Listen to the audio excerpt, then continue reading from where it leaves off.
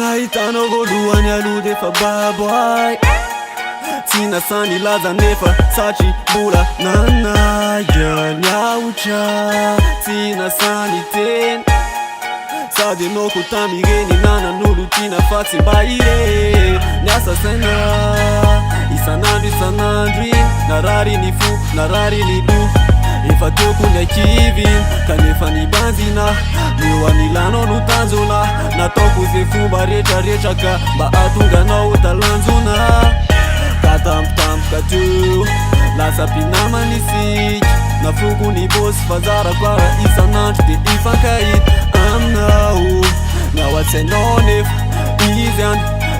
any fa ny atsika roa resaka mpinamanamana fotsiny any fantatrao yan fefa babonao ny fo nefa tsy niasanao lo fantatrao yan fefa babonao ny fo nefa tsy niasanao lo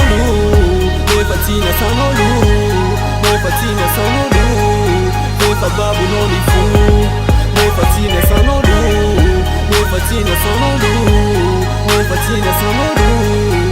nefa babonao ny fo nefa tsy niasanao lo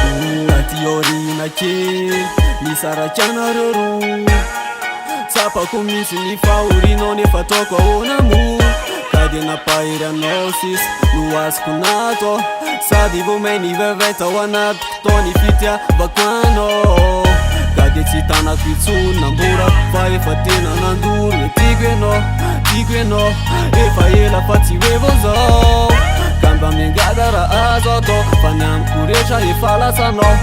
tena resaka mba mitalao azalavina fa tena tianao nefindrisy tsy nasinao sirakoriny tsy naposiko mihitsy fa zandray lazainao fa manorisoriny sady natosikao a lozy izy anao hoe ndana mande malahelo ihany no azoko atao fa enao ary mo efa nanda fantatrao yan fefa babonao ny fo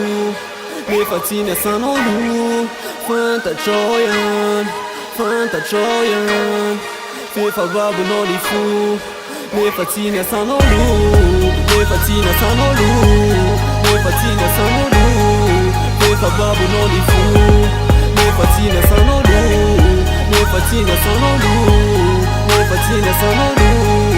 fefa babonao ny fo nefa tsy niasanao lo fantatrao yan fefa babonao ny fo